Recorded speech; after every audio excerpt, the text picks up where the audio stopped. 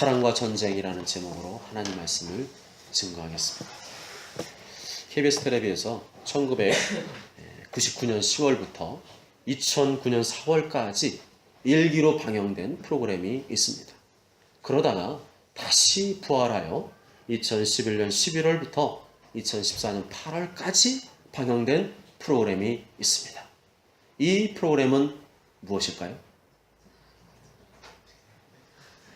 이 프로그램은 부부들의 모든 문제와 실제 사연을 재구성해 드라마로 보여주고 전문가들의 조언을 통해 해결 방안을 제시해주는 프로그램입니다. 이 프로그램은 무엇일까요? 정답 맞추시는 분께는 오늘 점심 식사 두 그릇 드실 수 있는 특권을 드리도록 하겠습니다. 정답은 뭘까요? 사랑과 전쟁입니다. 이 사랑과 전쟁이라는 프로그램은 본래 부부의 이혼 및 가족 문제를 과감히 해결해 나갈 수 있는 방법을 모색하기 위하여 기획되었습니다. 처음 방영된 게 몇 년도라고요? 1999년. IMF 이후에 가정이 해체되고 이혼한 가정들이 너무 많았어요. 그래서 그거를 좀 어떻게 KBS 공영방송에서 잘 도와줄 수 있을까 하다가 사랑과 전쟁이 나오게 됐다는 것이죠. 그러나 일기 방송의 내용 중에는 보신 분도 아시겠지만 선정적이고 적나라한 묘사들이 상당 부분 포함되어 있어서 도리어 저 방송은 미풍양속을 해치고 또 불륜을 조장한다는 소지가 많아서 2009년도에 종영되었습니다. 그러다가 다시 2011년에 부활해서 의료, 심리치료, 가정문제, 법률 등 각계 자문 위원들을 초청하여 여러 가지 의견과 해결책을 제시해주는 전문가 코칭 형식으로 방영이 되었습니다. 그렇습니다. 이 부부관계가 무엇인가를 한마디로 정의한다면 이 프로그램의 제목처럼 사랑과 전쟁일 것입니다. 사랑과 전쟁일 것입니다. 웃는 분은 무슨 말인지 아시는 것 같고 서로 좋아서 서로 사랑해서 결혼할 것만 시간이 흐르면서 크고 작은 전쟁들을 치르지 않을 수가 없습니다. 여러분, 저희 가정은 부부싸움을 할 것 같습니까? 안 할 것 같습니까? 저의 해맑게 웃고 있는 이 모습을 보시면서 저희 부부도 부부싸움 할 때가 있습니다. 부정하고 싶지만 부정할 수 없는 현실입니다. 만일 안 싸우는 부부가 있다면 제가 볼 때는 공동묘지에 가 있든지 아니면 가면을 쓰고 사는 가증한 사람들이 아닐까 생각합니다. 목회자도 사모도 주인이기 때문에 가끔 부부싸움도 하고 미묘한 신경전도 벌일 때가 있습니다. 안심이 되시죠? 목회자 가정 역시 예수님 믿음으로 의인이 되었지만 성화되는 과정 중에 있기 때문에 부부싸움을 할 때가 있습니다. 목회자 가정을 너무 이상적으로 바라보시면 부담됩니다. 성경에서는 부부관계를 어떠한 관계로 묘사하는지 아십니까? 놀랍게도 예수님과 교회의 관계로 묘사하고 있습니다. 하나님도 모르고 성경도 모르는 사람들에게는 부부관계는 그냥 부부의 문제, 가족 안의 문제 이렇게 할 수 있겠지만 하나님의 자녀들에게는 그 이상의 것이 있다는 것이죠. 에베소 5장 31, 33절에 그러므로 사람이 부모를 떠나 그의 아내와 합하여 그들이 한 육체가 될지니 이 비밀이 크도다. 나는 그리스도와 교회에 대하여 말하노라. 그러나 너희도 각각 자기 아내 사랑하기를 자신같이 하고 아내도 자기 남편을 존경하라. 성경대로 부부관계를 잘 이루어가면 예수님과 교회의 비밀을 깨닫게 된답니다. 그렇지만 그렇지 않으면 예수님과 교회의 비밀을 깨달을 수도 없을 뿐더러 이 부부 생활은 그야말로 생지옥이 될 수도 있다는 것이죠. 가끔 한 번씩 만나는 사람이야 가면을 쓰고 대하면 됩니다. 그냥 고객과 종업원 관계라고 하면 그냥 가면 쓰고 항상 웃으면서 이렇게 할 수 있지만 1년 365일 같이 얼굴을 맞대고 사는 사람들끼리는 그게 불가능합니다. 만일 죽을 때까지 가면을 쓰고 사는 사람, 그런 부부가 있다면 그건 완전 비정상이죠. 결혼은 물건을 물릴 수 없기 때문에 방법은 한 가지밖에 없습니다. 서로의 단점, 서로의 연약함을 인정하고 변화시키려고 노력을 해야 됩니다. 그렇지 않으면 이 가정이야말로 하나님이 묶어놓으신 창살 없는 감옥이 될 수도 있습니다. 아멘. 그건 좀 아멘이 아닌 것 같은데요. 내가 뭐가 문제야? 이렇게 변화되기를 거부하고 고집만 부리며 사는 배우자와 함께 살고 계시다면 그분이야말로 불행하다 할 수 있습니다. 뭔가 나는 관계를 개선하고 회복하기 위해서 노력하고 있는데 상대방은 끔찍도 안 한다. 그것은 그 노력하는 배우자에게 큰 고통과 상실감을 안겨줄 수 있습니다. 가정천국은 전적으로 부부에게 달려 있습니다. 누구에게 달려 있다고요? 부부에게 달려 있습니다. 부부관계가 좋으면 가정은 그야말로 천국이 되지만 부부관계가 나쁘면 가정은 그야말로 지옥이 됩니다. 어린 자녀들은 힘이 없습니다. 부모 눈치만 봅니다. 부부관계가 좋은 가정에서 자라는 자녀가 제가 볼 때는 제일 축복받은 자녀라고 생각이 됩니다. 그 가정이 천국이거든요. 애들은 굳이 천국 안 가도 우리 집이 천국인데 뭘 천국 가? 천국은 우리 집같이 이렇게 엄마 아빠 사랑 행복하고 아름다운 곳이겠지? 하고 생각을 하겠죠. 그런데 그렇지 않은 가정의 자녀는 어렸을 적부터 지옥을 경험하면서 자라나게 됩니다. 예수님을 믿어도 부부관계가 좋지 않은 가정에서 자라는 아이는 천국은 너무나 멀게만 느껴집니다. 늘 부모님과 같은 권위자에 대해서 비판적으로 공격적으로 대할 수밖에 없습니다. 그리고 그들이 가정을 이루었을 때에도 똑같은 문제로 또다시 불화를 겪는 모습을 우리는 볼 수가 있습니다. 다시 한번 말씀드리지만 가정의 문제, 자녀의 문제는 부부의 문제입니다. 부부간의 문제가 자녀에게 깊은 상처와 아픔을 주는 것입니다. 문제 부모 밑에 문제 자녀가 있는 것이지 문제 자녀 밑에 문제 부모가 있을 수는 없습니다. 마태복음 18장에 보면 누구든지 나를 믿는 이 작은 자 중 하나를 실족하게 하면 차라리 연자 맷돌이 그 목에 달려서 깊은 바다에 빠뜨려지는 것이 나으니라. 삼가 이 작은 자 중에 하나도 없음 여기지 말라. 너에게 말하노니 그들의 천사들이 하늘에서 하늘에 계신 내 아버지 얼굴을 항상 배옵느니라. 이와 같이 이 작은 자 중에 하나라도 잃는 것은 하늘에 계신 너희 아버지 뜻이 아니니라. 우리에게 자녀를 주신 것은 하나님의 상급이고 선물이지만 자녀들에게 상처 아픔을 주는 것은 결코 하나님의 뜻이 아닙니다.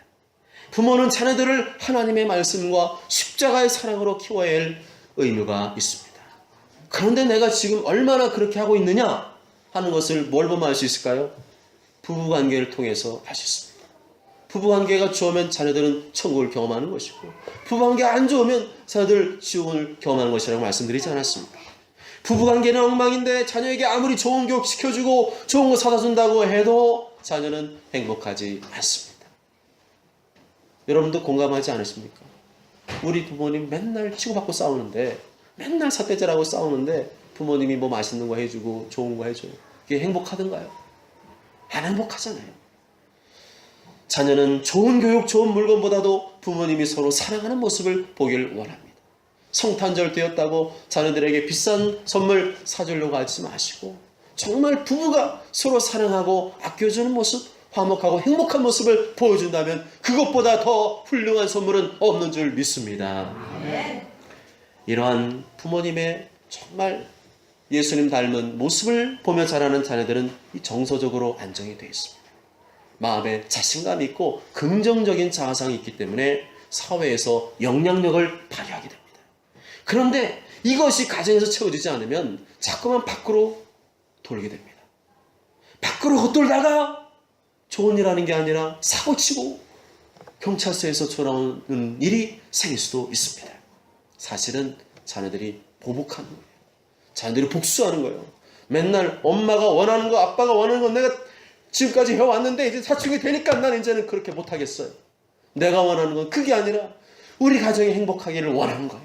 엄마 아빠 제발 싸우지 말고 내가 좀 집에만 오면은 행복할 수 있도록 기쁠 수 있도록 제발 두 분 좀 화목하게 잘 사세요.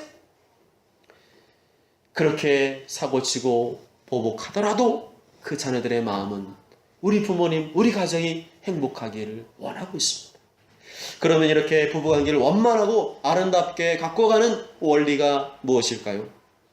그것은 예수님과 교회 관계 속에서 발견할 수 있습니다. 예수님과 교회 관계를 잘 알면 부부관계도 잘 할 수 있지만 그렇지 않으면 부부관계 잘 할 수 없다는 겁니다. 그러면 예수님과 교회 관계는 무엇일까요?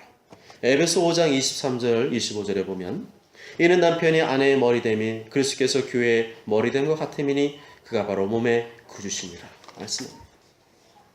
그리스도인들 역시 세상에 발달된 여러 가지 지식들을 통해서 도움을 받아야 됩니다. 그렇지만 그것만으로 부부관계를 풀어가려고 하면 실패할 겁니다. 성경에서 말하는 하나님께서 말씀하시는 그 원리를 따라가야 됩니다.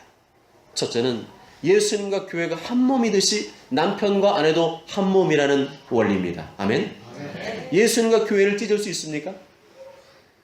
찢을 수 있습니까? 예수님과 교회? 찢을 수 없습니다.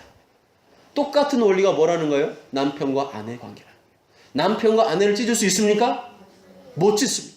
이게 성경이 말하는 그 원리입니다. 이렇게 성경이 말하는 예수님과의 교회의 관계, 남편과 아내 관계의 이 첫 번째 원리, 그것이 바로 우리가 깨달아야 되는 부분입니다. 그런데 사람들은 예수님과 교회를 찢습니까? 안 찢습니까? 찢을 수 없다고 하셨는데도 찢고 있어요. 예수님은 믿어도 교회에 안 나가는 사람들이 많아지고 있는데 예수님과 교회를 지금 어떻게 하고 있는 거예요? 찢고 있는 거예요. 예수님 따로 교회 따로 존재할 수가 없는데 사람들이 자기 생각대로 그래 예수님은 좋은데 교회는 마음에 안 들어. 난 교회는 안 다닐래. 예수님과 교회를 찢고 있습니다. 그렇게 되는 원인을 전부 다 교회의 문제로만 돌리는 사람들이 있는데 그런 게 주요 원이겠지만 모든 판단은 성경대로 해야 될 줄 믿습니다. 교회가 성경의 원리와 가르침에서 벗어난 일이 있다고 해서 내 맘대로 교회를 떠나도 된다. 나는 이제 더 이상 교회를 끊겠다. 이런 논리는 성경 어디에도 없습니다. 문제없는 교회는 없지만 그렇다고 교회까지 끊어버리는 것은 예수님과의 관계를 끊어버리는 일입니다. 왜냐? 예수님과 교회는 찢을 수 없는 한 몸이기 때문입니다. 이 원리를 안다면 나 예수님 믿어도 교회는 안 다닐 거야 하는 말을 그렇게 쉽게 할 수 없습니다. 난 너무 교회 안에 문제가 심각해서 나는 좀 교회를 끊어야 되겠다는 생각이 있다면 끊으려고 하지 마시고 좀 더 건강하고 바른 교회를 찾아 나서면 됩니다. 자기 마음에 안 든다고 교회 끊어버리는 거, 이것은 예수님과의 관계를 끊어버리는 일이고 그것이 오래 지속되면 내 믿음도 끊어지게 되어 있습니다. 이 원리는 부부관계에서도 동일하게 적용됩니다. 사람들이 남편과 아내의 관계를 찢습니까? 안 찢습니까? 찢는 경우가 있습니다. 부부는 본래 찢을 수 없는 관계입니다. 너는 너고 나는 나라고 말할 수 없다는 거죠. 왜냐? 한 몸이기 때문입니다. 부부가 되었다는 것은 이제 한 몸이 되었다는 것이고 한 몸이 되었다는 것은 찢을 수 없다는 것입니다. 한 몸을 찢는 그 어떤 시도도 다 성경으로 볼 때는 불법입니다. 세상은 외도와 불륜을 미화합니다. 자기의 권리를 강하게 주장합니다. 그러나 성경은 그런 모든 시도와 행위가 부부관계를 찢는 행위이고 불법이라고 말씀합니다. 그것은 예수님과 교회의 관계를 찢는 것과 같은 행위인 것입니다. 그런즉 이제 둘이 아니요 한 몸이니 그러므로 하나님이 짝지으신 것을 사람이 나누지 못할지니라. 남편과 아내의 관계는 곧 교회와 예수님과의 관계요. 예수님과 교회의 관계는 곧 남편과 아내의 관계입니다. 쉽게 말하면 절대 못 찐다는 겁니다. 아멘? 세상의 풍조를 거부하고 하나님 말씀을 따라 일평생 부부관계를 성실히 유지하기를 결단하셨다면 어떻게 하면 이제는 그 부부관계를 아름답고 더 깊은 관계로 발전시켜 나아갈 수 있는가? 거기에 방점을 찍어야 되겠죠. 성경에서 말하는 부부관계의 두 번째 원리는 머리와 몸의 원리입니다. 부부간의 관계는 인격적으로 동등합니다. 차별이 없습니다. 아내가 남편을 무시하고 억압하고 짓누를 권리가 없습니다. 하지만 부부가 한 몸이라는 것은 머리가 있다는 것을 의미합니다. 그런데 그 머리가 누구냐? 남편이라는 것입니다. 남편이 나보다 능력 많고 인격적으로 훌륭해서 머리라는 것이 아니라 하나님께서 그러한 질서를 기뻐하신다는 것입니다. 이것이 머리와 몸의 원리입니다. 예수님이 머리이시고 교회가 그 몸인 것처럼 가정에서는 남편이 머리가 되고 아내가 몸이 된다는 것입니다. 오늘은 내가 머리 할 테니 내일은 네가 머리해라. 이런 식으로 할 수 없다는 거죠. 아내가 아무리 강하고 똑똑하고 훨씬 괜찮아도 남편을 머리로 인정해야 됩니다. 왜냐하면 남편을 머리로 세우신 분은 하나님이신 줄 믿습니다. 이 원리에 순종하는 아내를 둔 남편은 행복할까요? 불행할까요? 행복해요. 왜냐하면 원래 틀에 맞춰지는 거잖아요. 다 그 틀에 딱 맞춰지니까 행복한 거예요. 나는 부족한데, 나는 정말 세상적으로 좀 부족한 게 많은데 아내가 나를 이렇게 머리를 하고 잘 따라주고 순종해 줄 때 남편은 행복을 느끼게 됩니다. 나멜 같으신 분 계십니까? 여러분에게도 기회가 올 줄 믿습니다. 이렇게 자신을 머리로 인정해주고 존중해 줄 때 남편은 아내에게 감사한 마음 갖게 됩니다. 아내가요, 돈 많이 벌어다 주고 뭐 아내가 판검 사면 여러분 부러울 것 같죠? 그게 아니라니까요. 아내가 남편을 남편으로서 딱 대해줄 때 그때 남편은 감사한 마음을 가져요. 와, 우리 아내 막 괜히 감사하고 아내의 사랑이 막 전달되는 것 같습니다. 조선시대 쪽 유교사상 가진 분이야. 그런 아내의 모습을 보고 당연한 거지. 남편은 하늘, 너는 땅. 그렇게 하고 당연한 거지 하겠지만 그 바람에 한국 여인들이 얼마나 가슴에 하늘 가지고 살아가는 줄 아십니까? 왜 그렇게 우리나라에 우울증이 많은 줄 아십니까? 남편들이 요즘 젊은들은 좀 덜한 것 같지만 그 조금 되신 분들이 아내들을 유교식으로 순종해야지 남편 갖다가 그렇게 무시하란 말이야. 그리고 잘해줘도 그냥 당연한 것처럼 생각하고 그러니까 아내들이 많습니다. 잘못된 겁니다. 남편들은 아내가 그렇게 남편을 머리로 인정해 줄 때 고마워하고 감사할 줄 알아야 됩니다. 이러한 성경적 원리를 아는 남편은 이 아내의 순종과 복종에 대해서 감사한 마음을 가지고 삽니다. 그런 아내 더 사랑하고 아껴줍니다. 세상 어디에 그런 아내 있습니까? 요즘에 그런 아내 없잖아요. 그런데 교회 갔더니 김방수 목사가 자꾸만 막 남편을 머리로 인정 섬기라고 그래서 조금 싫었지만 했더니 남편이 그렇게 막 입이 막 해벨레가 좋아하는 걸 보니까 계속 해야 되겠구나 하는 마음을 갖고 산다면 얼마나 그게 행복한 일이겠습니까? 요즘같이 아빠의 자리가 없어지고 방황 아빠들이 많은 세상에 그런 아내를 만난다는 것은 얼마나 귀하고 복된 일입니까? 그러나 이런 순종과 복종을 막 강요해서는 안 됩니다. 성경 말씀이 그렇게 되어 있잖아. 지금 당신 그렇게 하는 건 절대 성경 말씀대로 하는 게 아니야. 이렇게 해서는 안 됩니다. 성경이 말하는 남편에 대한 순종과 복종은 자발적인 것입니다. 아내 스스로가 하나님 말씀에 순종하여 남편을 머리로 인정하는 방식이 되어야 합니다. 아내가 남편을 이렇게 머리로 인정하고 순종해 주는데 그 마음속에 막 굴욕감이 일어나고 억울함이 일어난다면 그것은 하나님께 기쁨으로 순종하는 것이 아니죠. 마지못해서 억지로 불순종의 마음으로 하는 것입니다. 그러한 순종은 하나님을 기쁘시게 하지 못하고 자기도 기쁘지 않습니다. 하나님께서 교회가 예수님께 기쁨으로 순종하듯이 남편에게도 기쁨으로 순종하시기를 원하십니다. 아멘. 가장 좋은 방법은 이것저것 따지지 마시고 사라가 아브라함을 향해서 주라고 부른 것처럼 여러분이 눈 딱 감고 우리 남편의 그 못된 습관, 못된 그 성격 기질을 다 눈 가리시고 저분을 예수님으로 내가 생각하고 내가 순종했다. 그런 마음을 가질 때 그렇게 할 때 하나님께서 기쁜 마음도 주실 줄 믿습니다. 안 하면 안 줘요. 순종할 때 그 기쁨도 줍니다.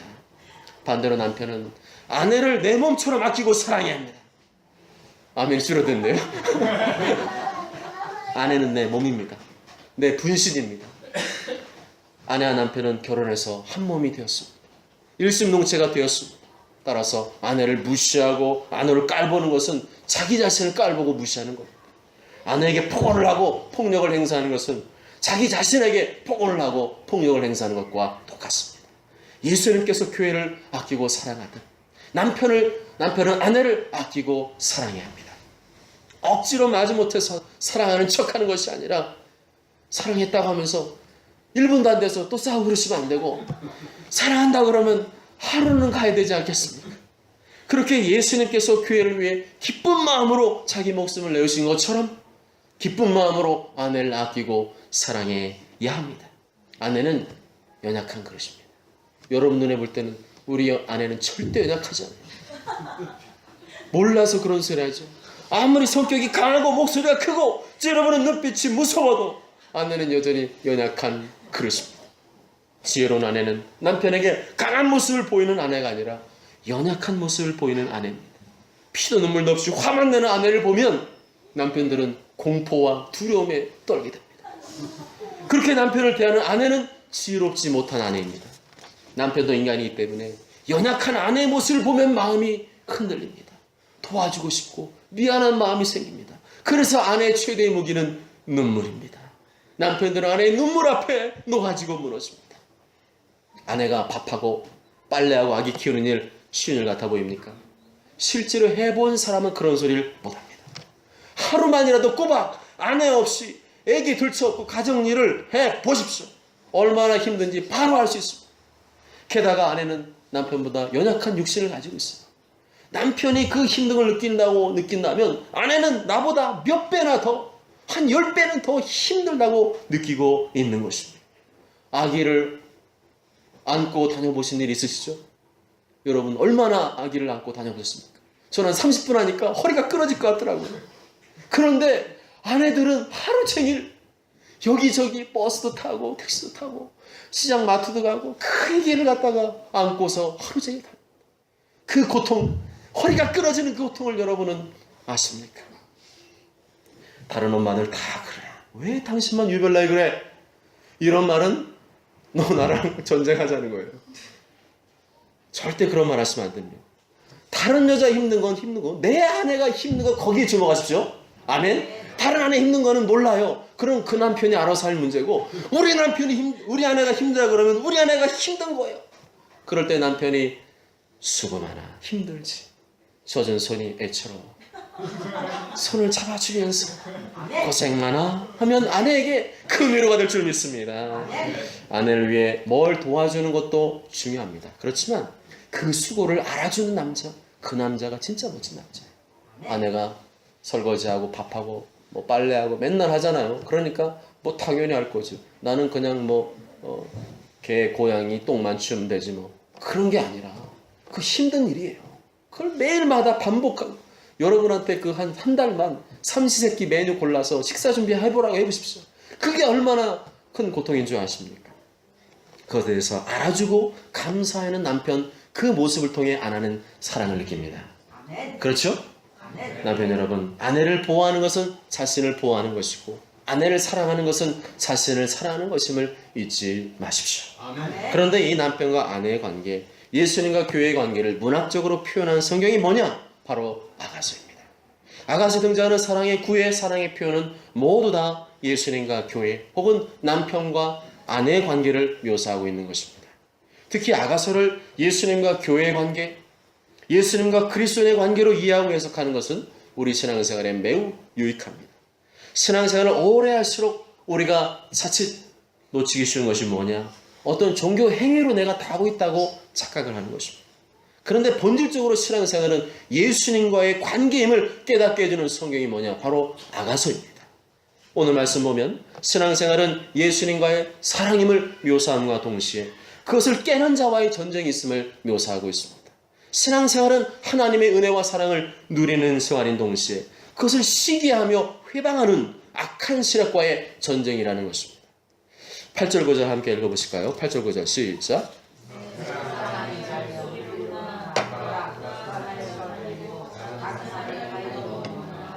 내 사랑하는 자는 노루와도 어린 사슴과도 같아서 우리 벽 뒤에 서서 창으로 들여다보며 창살 틈으로 엿보는구나. 아멘.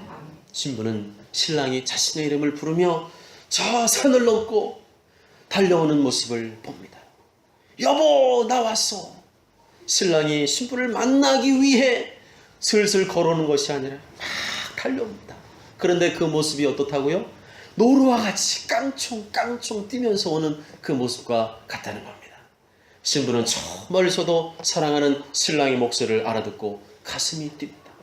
자신을 만나기 위해 그 험하고 먼 길도 마다하지 않고 가쁜 숨을 내쉬며 달려오는 그 모습에서 사랑을 느낍니다.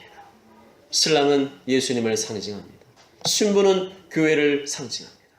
예수님께서 우리와 사랑의 교제를 나누시기 위해 날마다 찾아오십니다. 아무리 먼 곳이라도 그 어떤 장애물이 있더라도 우리를 만나시기 위해 한 걸음에 달려오십니다. 우리가 이 신부처럼 주님의 음성을 사모한다면, 우리가 주님을 간절히 기다린다면 말할 수 없는 기쁨 가운데 주님을 만나게 될 것입니다. 주님은 우리를 만나고 싶어서 간절히 사모하는 마음으로 이 시간 뛰어오셨는데 우리가 그러든지 말든지 팔짱을 끼고 주님을 맞이한다면 주님은 실망하실 것이고 우리에게 앞에서 멈춰서질 것입니다. 그래서 의무감으로 억지로 예배드리는 사람은 주님을 만나지 못하는 겁니다. 바로 이 시간, 예배 시간은 주님을 기다리는 시간입니다. 주님이 오늘 나를 만나실 것을 사모하며 기다리는 시간입니다. 그런 주님과의 사랑을 간절히 사모하는 자에게 주님이 만나실 줄 믿습니다. 잠언 8장 17절에 나를 사랑하는 자들이 나의 사랑을 입으며 나를 간절히 찾는 자가 나를 만날 것이다. 드디어 사랑하는 연인을 만난 이 솔로몬은 10절과 13절에 나의 사랑, 나의 어여쁜 자야 일어나서 함께 하자며 그녀의 팔을 끌어당깁니다. 11절에서 13절에 보면 이스라엘은 겨울에 비가 많이 옵니다. 그 우기가 그치고 봄날이 찾아왔습니다. 꽃이 피고 새가 우짖고 푸르고 탐스런 열매가 열렸습니다. 그리고 그 꽃의 향기가 진동을 합니다. 이제 사랑을 나누자 초청을 합니다. 예수님께서 우리를 초청하시는 것도 이와 같습니다. 예수님께서 모든 고통을 참으시고 십자가에서 우리의 죄를 대신하여 피 흘려 죽으신 이유도 우리와 사랑을 나누시기 위함입니다. 우리는 그 초청장을 받았습니다. 피 묻은 손으로 나에게 내미신 복음의 초청장을 받았습니다. 우리가 이 예수님의 애절한 사랑을 믿을 때 주님과의 사랑이 시작됩니다. 세상에서 누릴 수 없는, 남편과 아내가 채워줄 수 없는 그 사랑을 누리게 됩니다. 여러분, 이 초청장을 받으셨나요? 양으로 생명을 누리되 더 풍성히 누리게 하시는 그 피 묻은 초청장을 받으셨습니까? 그렇다면 이제는 누려야 됩니다. 초청장만 받고 한 구석에 처박고 놓으라는 것이 아니라 그 초청장을 받고 이제 초청장을 주신 그분을 향해서 나아가라는 것입니다. 14절 말씀 다 함께 읽겠습니다. 시작. 비둘기야, 내가 내 얼굴을 보게 하라. 내 소리를 듣게 하라. 내 소리는 부드럽고 내 얼굴은 아름답구나. 아멘. 예수님께서 우리를 바라보실 때 비둘기 같다고 말씀하십니다. 비둘기는 사랑스러움을 상징합니다. 하나님 우리를 사랑의 눈길로 바라보십니다. 남들은 알아주지 않는 그 바위 틈 낭떠러지 은밀한 곳에 있을지라도 우리를 사랑의 눈길로 바라보십니다. 바위 틈 낭떠러지 은밀한 곳에 있는 나의 비둘기. 이 말은 예수님께는 사랑을 받은 사람들이지만 세상에서는 핍박을 받기도 하고 의를 위해 말씀을 지키기 위해 고난받는 우리들의 상황을 묘사하고 있습니다. 내가 지금 바위 틈 낭떠러지 은밀한 곳에 있다고 생각되십니까? 거기서 여러분은 무엇을 하고 계십니까? 주님의 얼굴을 봐야 될 줄 믿습니다. 주님의 소리를 들어야 될 줄 믿습니다. 그러기 위해서는 주님을 향해 기도해야 합니다. 주님은 그러한 어려움 속에서 내 얼굴을 보고 싶구나. 내 목소리가 듣고 싶구나. 내 소리는 부드럽고 내 얼굴은 아름답구나 말씀하십니다. 고난 중에 주님이 우리에게 원하시는 것은 바로 주님을 가까이 하는 것인 줄 믿습니다. 사랑의 교제인 줄 믿습니다. 15절 다 함께 읽어보겠습니다. 시작. 우리를 위하여 여우 곧 포도원을 하는 작은 여우를 찾고 우리의 포도원에 꽃이 피었습니다. 아멘. 우리가 주님과의 사랑의 교제를 나누는 것을 시기하며 회방하는 악한 세력이 있다는 것입니다. 여기에서 여우는 포도원을 망가뜨리는 동물로 묘사되고 있습니다. 어린 여우는 포도원에 들어와서 포도나무 그 밑을 파고 뿌리를 상하게 할 수 있습니다. 특히 여우를 조심해야 하는 때는 포도원에 꽃이 피었을 때입니다. 꽃은 뿌리나 나뭇가지보다 더 연약하기 때문에 쉽게 상합니다. 게다가 꽃이 상하고 꽃이 떨어지면 열매를 못 맺게 됩니다. 여우는 바로 이때를 노리는 것이죠. 이 작은 여우를 내버려두면 주님과 우리의 관계가 찢어집니다. 남편과 아내의 관계가 찢어집니다. 여우를 작다고 무시하면 집을 짓고 새끼를 낳고 아예 거기서 살려고 할 것입니다. 나중에는 우리가 감당할 수 없는 방해꾼이 될 것입니다. 여우를 잡아야 됩니다. 이 작은 여우를 잡아야 됩니다. 주님과의 관계를 깨뜨리는 습관, 사소한 문제들을 잡아야 됩니다. 성경보다 TV나 스마트폰을 좋아하는 것, 배우자에게 무관심하고 집중하지 않는 것, 무심코 내뱉는 모든 상처의 말, 원망과 불평의 말, 근심과 염려의 말, 미움과 정죄의 말, 생없이 낭비하는 시간, 하나님 말씀보다 세상의 풍조와 유행에 집중하는 태도, 이런 사소한 것들이 포도원을 허는 작은 여우입니다. 이 작은 여우는 영적으로 보면 사탄 마귀를 가리킵니다. 사탄 마귀는 계속해서 주님과의 사랑의 교제가 끊어지도록 우리를 유혹합니다. 세상의 눈을 돌리게 합니다. 바쁘고 분주하게 만듭니다. 깨어있지 못하게 합니다. 이렇게 주님과의 뜨거운 사랑의 관계가 식어지게 되면 모든 신앙생활이 귀찮아지게 됩니다. 마지못해 억지로 의무감으로 하게 됩니다. 우리를 그리스도인이 아니라 바리새인 같은 종교인으로 만들어버리고 결국에는 천국에도 들어가지 못하도록 만들려는 계략을 부리고 있습니다. 그럼에도 우리는 이길 수 있습니다. 작은 여우를 잡을 수 있습니다. 그 이유는 우리가 주님께 속한 자들이기 때문인 줄 믿습니다. 우리는 예수님 피로 값주어진 존재이기 때문에 우리는 이길 수 있습니다. 16절 말씀 다 함께 읽겠습니다. 시작. 내 사랑하는 자는 내게 속하였도다. 그가 백합화 가운데서 양떼를 먹이는구나. 아멘. 내가 종교인 같다고 느끼시는 분은 없습니까? 내가 바리새인 같다고 느끼는 분은 없습니까? 그렇다면 다른 방법은 없습니다. 17절 말씀대로 주님께로 돌아와야 합니다. 기도의 자리로 돌아와야 됩니다. 주님과의 뜨거운 사랑을 회복해야 합니다. 17절 말씀 다 함께 읽어보실까요? 시작. 내 사랑하는 자 날이 저물고 그림자가 사라지기 전에 돌아와서 베드라산의 노루와 어린 사슴 같을지라. 아멘. 돌아와야 합니다. 인생의 날이 저물고 그림자가 사라지기 전에 속히 돌아와야 됩니다. 지금 결단하고 돌아오시기 바랍니다. 사랑하는 여러분, 오늘 말씀에 의하면 예수님을 믿어도 예수님과의 사랑을 누리지 못하는 것만큼 불행한 일은 없습니다. 예수님 믿게 하신 이유는 예수님과의 사랑을 누리라고 우리를 부르신 것인데 그것도 모르고 산다면 삶에서 무슨 참된 기쁨과 만족을 얻겠습니까? 예수님 믿어도 일평생 세상의 욕심과 마귀의 유혹에 매여 살아간다면 무슨 아름다운 꽃이 피겠습니까? 예수님 믿어도 기도도 안 하고 예수님께 무관심하게 살아간다면 무슨 풍성한 열매를 맺을 수 있겠습니까? 옛사람의 사고방식과 삶의 태도를 버려야 됩니다. 작은 여우를 잡아야 됩니다. 예수님 믿는 것은 예수님을 사랑하는 것이고 그 사랑의 힘으로 예수님께 순종하는 것인데 그 사랑에 힘이 없는데 어떻게 예수님께 순종할 수 있겠습니까? 돌아와야 됩니다. 주님께 돌아와야 됩니다. 주님 용에서 무언가를 이루려고 하지 말고 순수한 마음으로 주님께 돌아와야 됩니다. 나를 기다리시며 사랑해주시는 주님의 품에 안길 때 우리의 영혼이 살아나고 범사에 좋은 일들이 일어날 줄 믿습니다. 모쪼록 모두가 예수님과의 뜨거운 사랑을 회복하시고 포도원을 허는 작은 여우 사탄 마귀를 대적하심으로 우리 가정과 교회에 꽃이 피고 열매가 풍성히 맺어지는 축복의 역사 나타나게 되시길 주님의 이름으로 간절히 축복합니다. 아멘.